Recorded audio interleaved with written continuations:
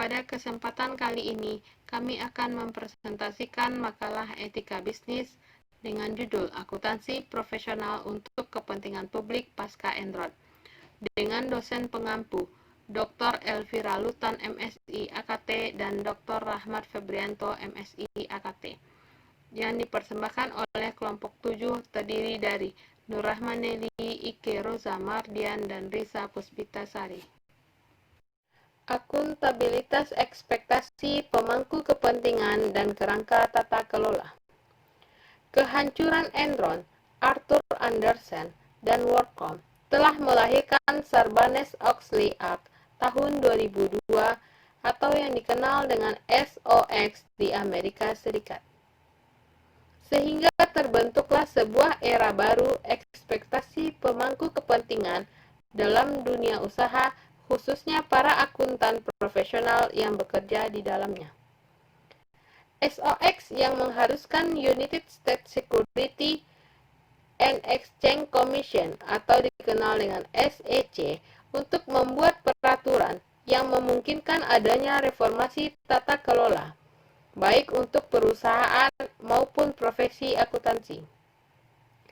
Selain itu, hikmah dari masalah Enron dan SOX adalah disusunnya serangkaian standar akuntansi internasional bagi perusahaan-perusahaan dan kode etik akuntan profesional untuk diselaraskan di seluruh dunia. Mendedikasikan kembali peran akuntan profesional untuk kepentingan umum. Harapan publik terhadap kalangan profesional.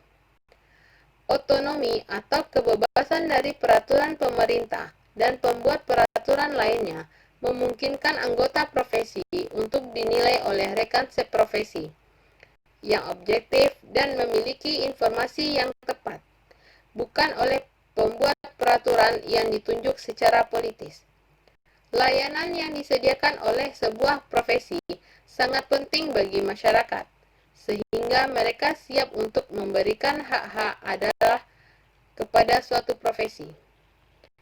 Secara umum, tugas yang diharapkan dari suatu profesi adalah dalam rangka mempertahankan: pertama, kompetensi bidang keahlian; kedua, objektivitas dalam penawaran pelayanan; ketiga, integritas dengan urusan dengan klien; keempat, kerahasiaan hati-hati terkait dengan klien; kelima, disiplin atas anggota yang tidak melaksanakan tugas-tugas sesuai dengan standar yang diharapkan. Harapan masyarakat dari seorang akuntan profesional. Seorang akuntan profesional diharapkan memiliki keahlian khusus terkait dengan akuntansi dan pemahaman yang lebih tinggi di bidangnya dibandingkan dengan orang biasa di bidang tersebut, serta diharapkan mentaati standar-standar khusus yang dikeluarkan oleh badan profesional terkait di tempatnya bekerja. Penyimpangan dari norma-norma dapat menyebabkan berkurangnya kredibilitas atau kepercayaan terhadap profesi secara keseluruhan. Nilai-nilai yang diperlukan untuk melaksanakan tugas dan memelihara hak-hak dari profesi akuntansi adalah kejujuran, integritas, objektivitas terhadap penilaian independen, keinginan untuk menerapkan penelitian atau ketelitian, serta sikap skeptisisme profesional, kompetensi kerahasiaan, komitmen untuk menempatkan kepentingan publik. Dominasi nilai etis di atas teknik-teknik akuntansi atau audit. Kebanyakan akuntan berpendapat atau menganggap bahwa penugasan akuntansi dan atau teknik audit adalah hal yang tidak dapat dipisahkan dari profesi akuntansi. Akan tetapi, hanya sedikit skandal keuangan yang disebabkan oleh kesalahan metodologis dalam penerapan teknik. Sebagian besar skandal keuangan disebabkan oleh kesalahan penilaian terhadap penerapan teknik yang tepat atau pengungkapan terkait prioritas tugas, loyalitas, dan kepercayaan dalam fidusia. Peran utama akuntan profesional adalah memberikan layanan fidusia yang penting bagi masyarakat. Kinerja dari layanan tersebut seringkali memberikan atau melibatkan pilihan yang mengutamakan kepentingan salah satu dari berikut ini. Kepentingan orang yang membayar upah atau gaji, pemegang saham, atau pemilik organisasi saat ini, pemegang saham potensial di masa depan, atau pemangku kepentingan yang lain. Seorang akuntan profesional tidak hanya dituntut untuk memiliki keahlian, namun ia juga diharapkan untuk mempraktikkan keahliannya tersebut dengan penuh keberanian, kejujuran, integritas, objektivitas, kesungguhan dan keilmiahan, kompetensi, kerahasiaan profesional, serta menghindari kekeliruan untuk memastikan bahwa mereka yang mengandalkan keahlian tersebut dapat mempercayai bahwa kepentingan mereka telah mendapat perlakuan yang selayaknya. Kerahasiaan, ketat, atau diberikan wadah atau difasilitasi.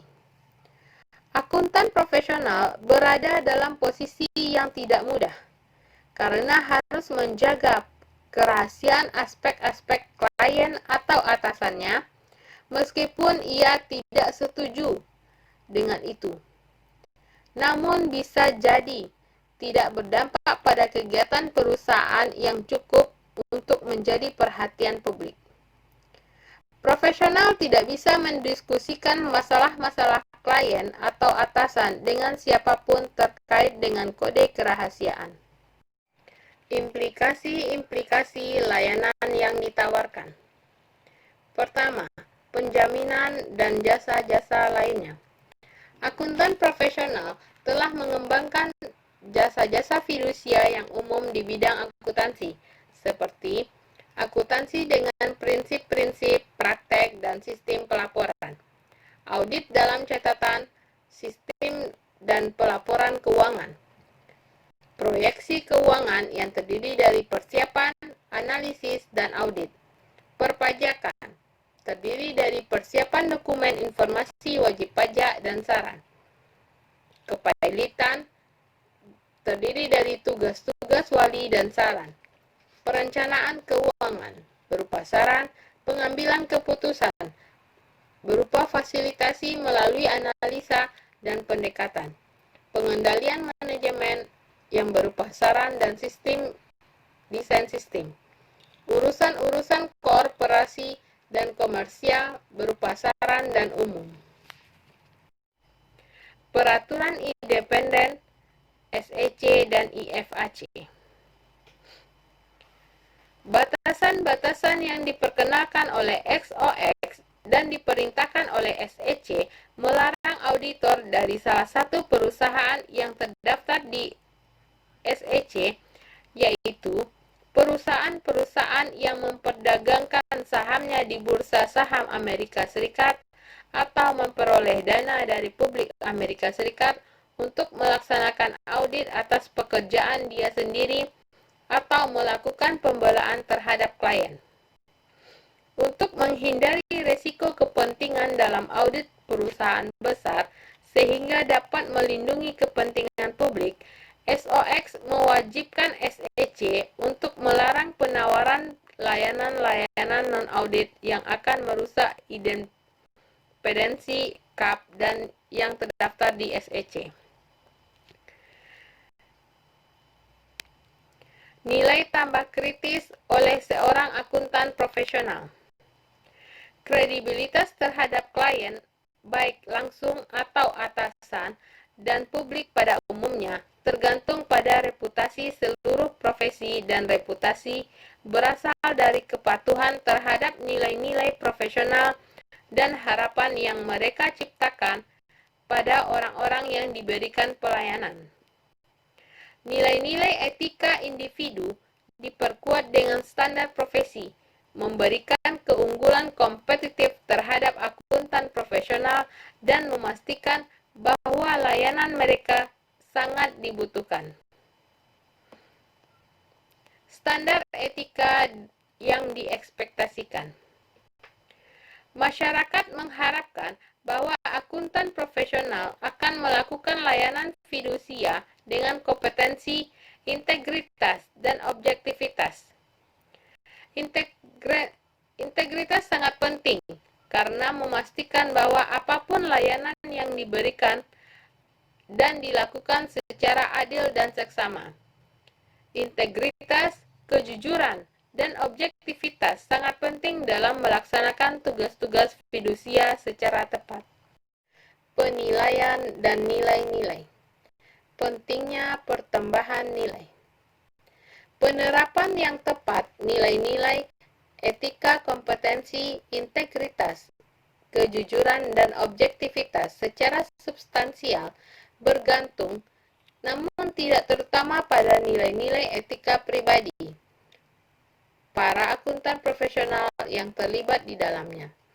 Kredibilitas profesi ada pada nilai-nilai yang didukungnya, nilai-nilai etika pribadi dan profesional dari masing-masing anggota, dan kualitas penilaian yang digunakan.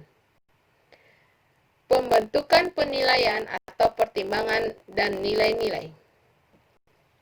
Di masa lalu, metode trial and error telah menjadi suatu metode yang mapan. Sebagian besar dialami ketika menuju proses kemapanan. Dalam pekerjaan atau dalam belajar dari orang-orang yang memiliki masalah yang menyampaikan pengalaman mereka sendiri. Namun, keterbatasan model ini jelas dalam hal besar biaya yang dibebankan pada yang bersangkutan, klien, masyarakat, dan profesi.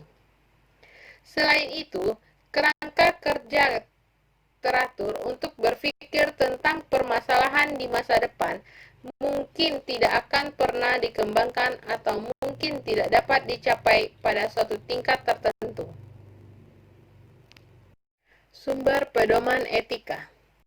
Ada beberapa sumber panduan tersedia untuk akuntan profesional. Kode etik dari badan profesional mereka dan perusahaan mereka atau atasan mereka merupakan sumber referensi terpenting. Namun masalah lainnya juga harus diperhitungkan jika memang sesuai, karena akuntan profesional harus merespon badan atau lembaga ekspektasi dan standar yang dibuat oleh berbagai organisasi akuntan profesional. Ekspektasi dari perilaku akuntan profesional telah dan akan diwujudkan dalam: pertama, penentuan standar yang terdiri dari prinsip akuntansi berlaku umum dan standar audit yang berlaku umum.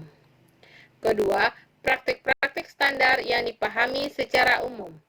Ketiga, studi penelitian dan artikel. Empat, pedoman-pedoman regulator. 5. Keputusan pengadilan.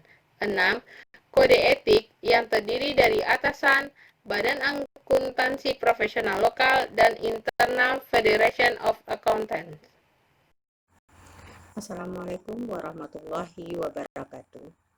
Pada bagian ini kita akan membahas mengenai kode etik profesional. Kode etik profesional adalah seperangkat norma-norma yang harus diindahkan oleh setiap anggota profesi di dalam melaksanakan tugas profesinya dan dalam kehidupannya bermasyarakat. Kode etik profesional bertujuan untuk memberikan panduan perilaku yang diharapkan dari anggota profesi agar jasa yang ditawarkan dapat diterima secara kualitas dan reputasi profesi tidak akan dinodai.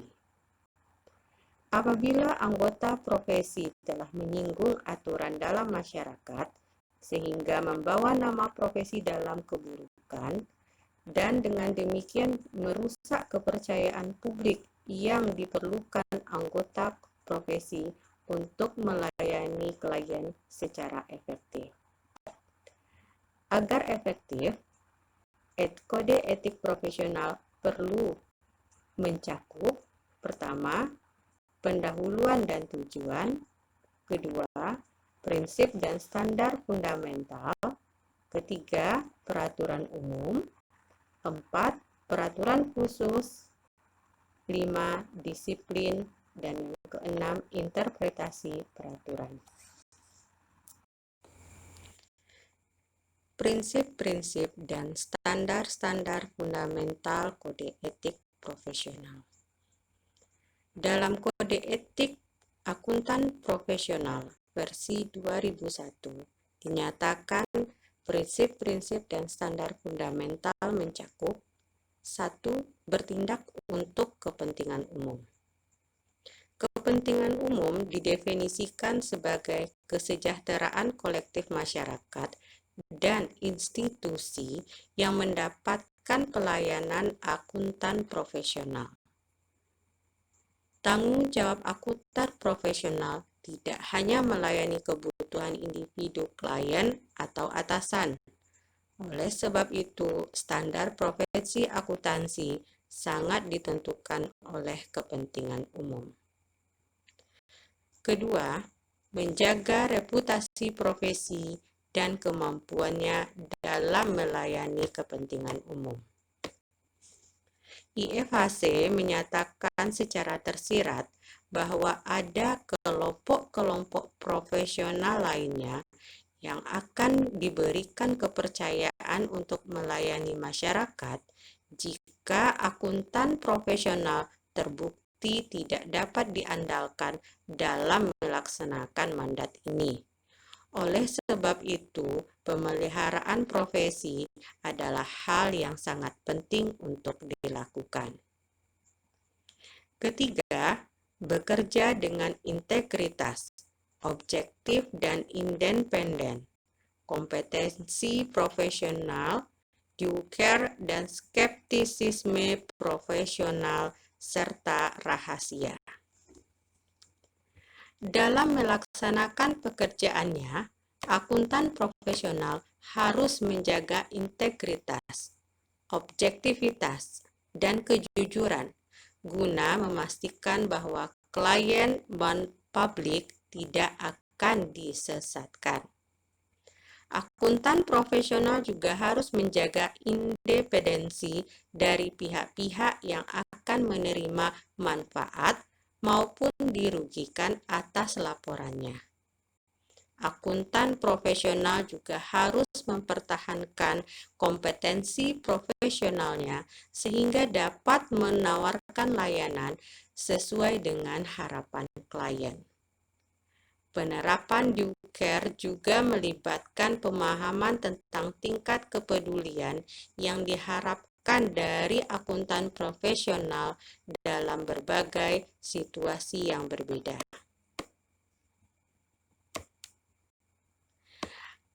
Akuntan profesional juga harus menerapkan skeptisisme profesional dalam melaksanakan pekerjaannya sehingga dapat membedakan mana informasi yang sesuai dan informasi yang tidak sesuai.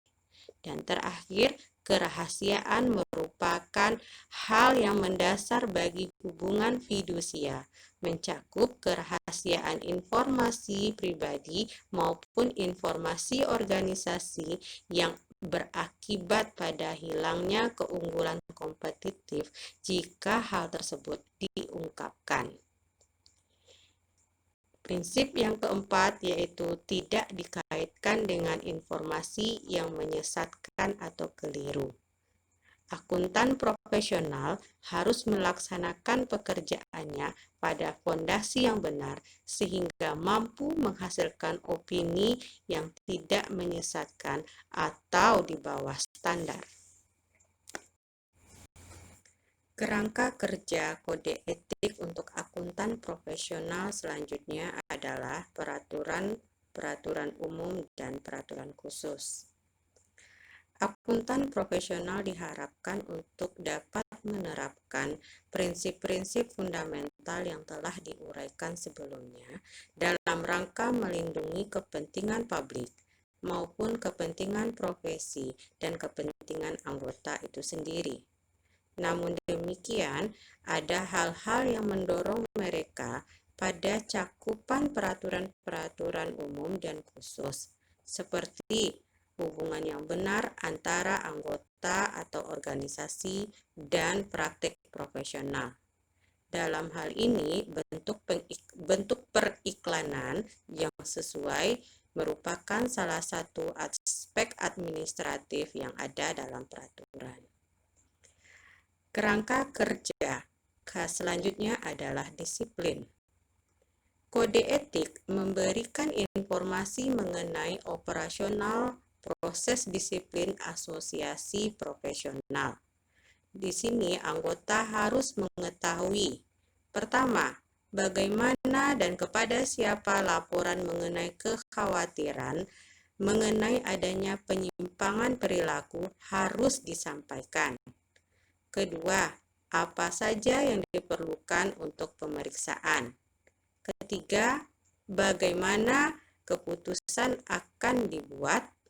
Yang keempat, denda dan hukuman yang mungkin akan dikenakan. Yang kelima, bagaimana hasil dilaporkan. Dan yang keenam, bagaimana banding akan dipertimbangkan. Kerangka kerja kode etik yang terakhir adalah interpretasi aturan.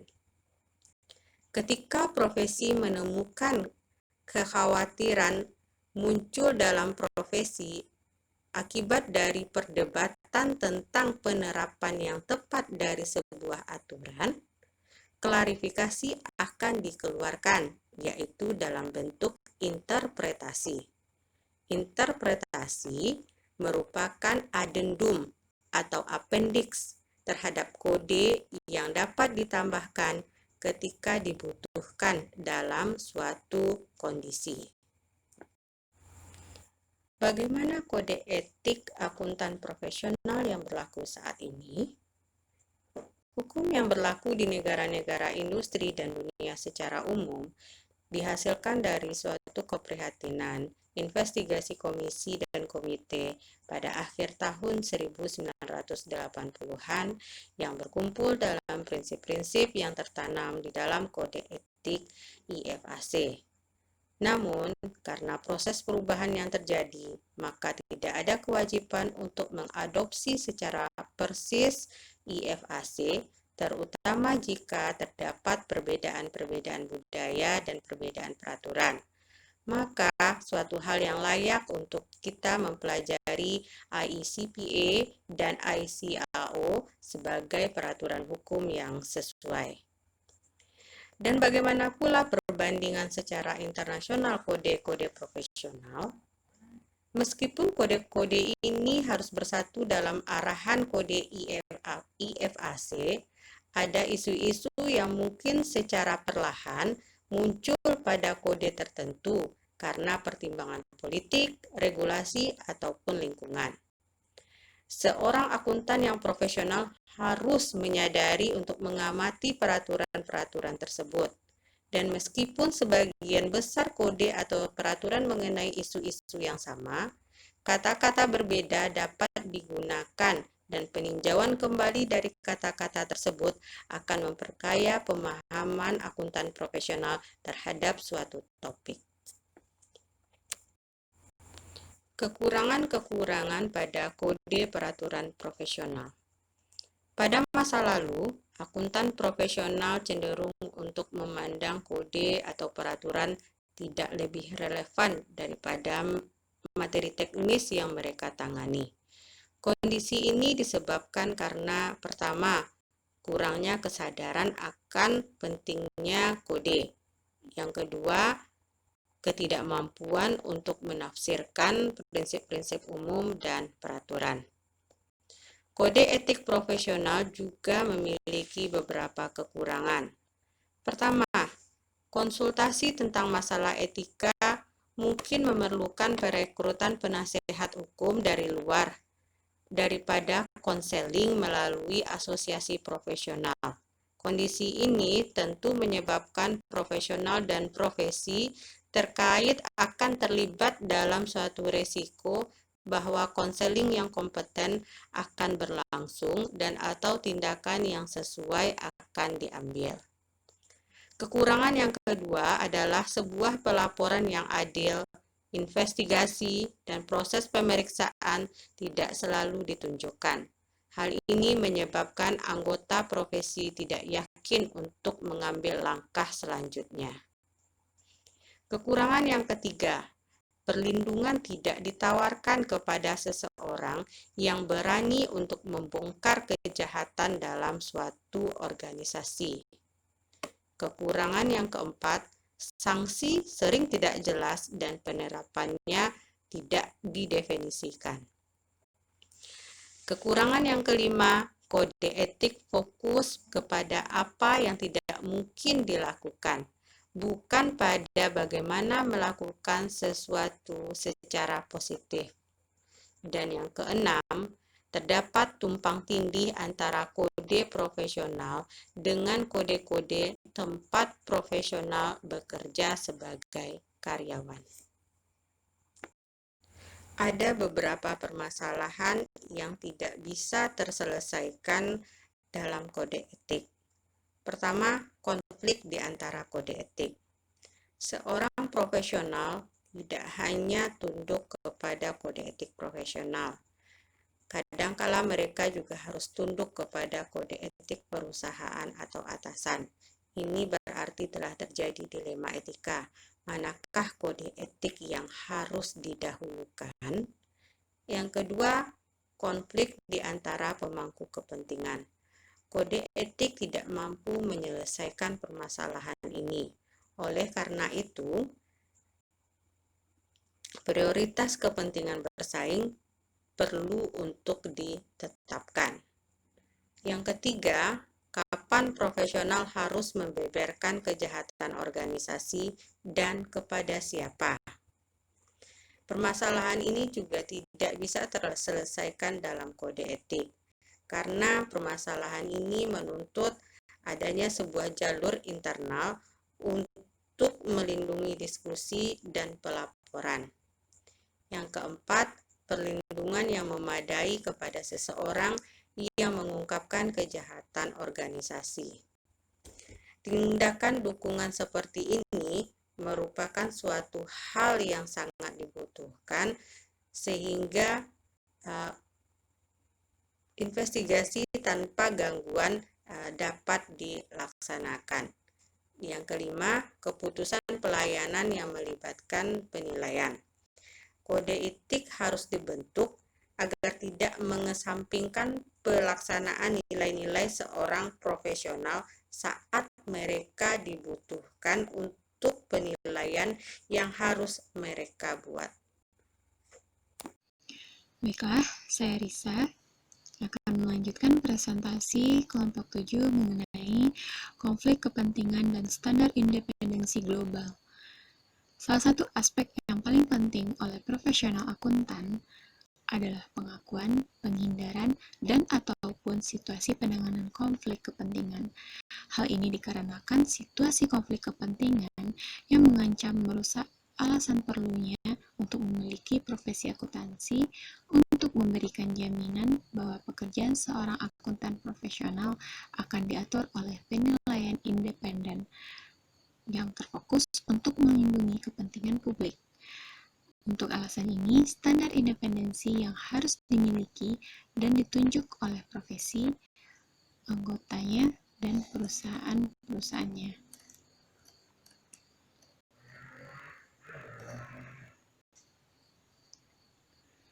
Perspektif global menurut Kode International Federation of Accountant, yaitu untuk akuntan profesional menyajikan pendekatan yang berguna untuk diperiksa karena menawarkan perlakuan yang paling modern tentang persyaratan independensi dan masalah terkait dengan konflik kepentingan yang mana akan dikonvergensikan oleh kode-kode negara IFAC.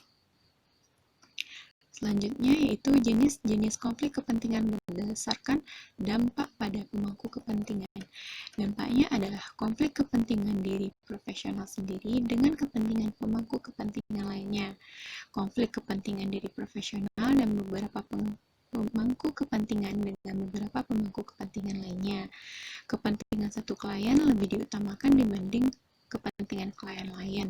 Kepentingan satu atau lebih pemangku kepentingan diutamakan daripada kepentingan satu atau lebih pemangku kepentingan lainnya.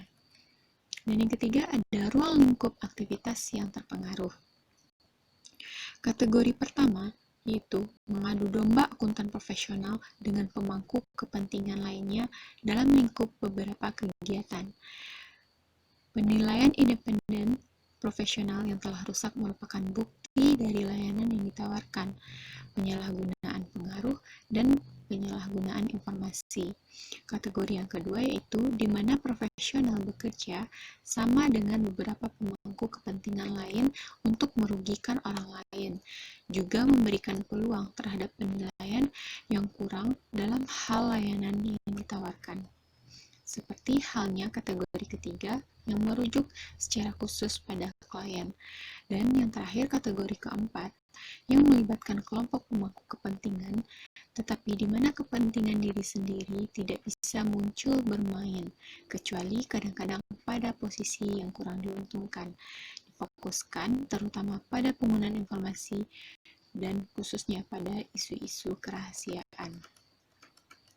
Selanjutnya, konflik kepentingan mempengaruhi layanan yang ditawarkan. Kepentingan pribadi merupakan motivator yang kuat yang dapat merugikan klien, publik, dan pemangku kepentingan lainnya. Melalui penurunan mutu layanan yang ditawarkan oleh akuntan profesional. Apakah profesional berperan sebagai auditor atau akuntan manajemen? Kebanyakan auditor tidak tahan dengan godaan yang muncul karena urusan pribadi auditor mendominasi sisi profesionalismenya. Selanjutnya, konflik kepentingan yang melibatkan penyalahgunaan pengaruh. Keinginan yang besar dari seorang profesional untuk memperbaiki nasibnya sendiri bisa mengarah pada penyalahgunaan pengaruh, sehingga menyebabkan rusaknya independensi penilaian profesional tersebut. Seorang auditor bisa saja terjebak oleh penggunaan pengaruhnya sendiri. Dan yang terakhir, konflik kepentingan yang melibatkan penggunaan dan penyalahgunaan informasi. Penyalahgunaan informasi oleh akuntan profesional dapat merugikan pemangku kepentingan yang lain dari sisi klien atau perusahaan yang terlibat. Selanjutnya, hukum dan sistem undang-undang. Akuntan profesional juga dapat merujuk pada kasus-kasus hukum dan pengacara untuk interpretasi tanggung jawab hukum mereka dan potensi-potensi pembelaan untuk membantu pembaca, analisis tren, dan sinopsis keputusan hukum. Jadi, bagaimanapun sikap kehati-hatian harus diambil dalam menerapkan standar hukum untuk masalah etika. Karena 3 alasan. Yang pertama, yaitu hukum tampaknya menawarkan kebijaksanaan abadi. Padahal, pada kenyataannya terus berubah karena hukum tersebut mencoba untuk mengejar posisi yang dipercaya oleh masyarakat. Yang kedua, apa yang sesuai hukum tidak selalu etis. Dan yang ketiga, kehati-hatian dalam menempatkan terlalu banyak ketergantungan pada interpretasi hukum dan perbaikan. Next, ketika kode-kode dan peraturan tidak membantu, seringkali akuntan profesional menghadapi situasi yang tidak tercakup secara eksplisit dalam kode etik atau tidak cukup dekat dengan jurisprudensi atau sistem hukum, sehingga bisa diperoleh manfaat dari sumber-sumber atau pedoman itu. Selanjutnya, perluasan peran akuntan profesional. Kebutuhan akan adanya integritas, penilaian independen, keahlian, dan cerdas dalam penyusunan dan penyajian analisis laporan keuangan tidak semakin berkurang, melainkan meningkat. Selain peran-peran standar dalam hubungan fidusia ini, akuntan profesional yang paling cocok untuk memainkan peran dan mendominasi atau mendukung dalam desain, persiapan, dan pengelolaan bidang-bidang berikut yang penting untuk tata kelola yang baik di era kian berkembangnya akuntabilitas pemangku kepentingan. Berikut ini adalah peran akuntan profesional. Yang pertama, penilaian kepentingan pemangku kepentingan. Indikator kinerja yang terfokus pada pemangku kepentingan dan sistem insentif. Laporan yang terfokus pada pemangku kepentingan untuk manajemen, dewan, dan publik. Budaya korporasi yang etis, kode etik perusahaan, mekanisme kesesuaian dengan etika dan pelaporan dewan, kerangka pedoman pengambilan keputusan yang etis, dan sistem pengendalian risiko etika. Baik, sekian presentasi dari kelompok 7. Terima kasih atas perhatiannya. Jika teman-teman ada pesan dan kesan tentang presentasi ini, silahkan di komen di kolom komentar. Dan Assalamualaikum warahmatullahi wabarakatuh.